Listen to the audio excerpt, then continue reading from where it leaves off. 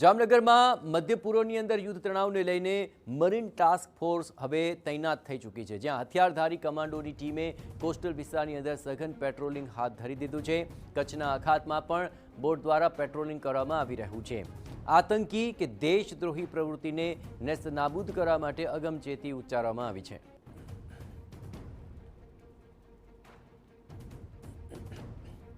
યુદ્ધની પરિસ્થિતિ છે ને વખત તબક્કે કચ્છના અખાતમાંથી કોઈ ઘૂસણખોરી ન કરે, કોઈ આતંકી પ્રવૃત્તિઓને અંજામ આપવામાં ન આવે, તેને લઈને આ સતર્કતા દાખવવામાં આવી રહી છે।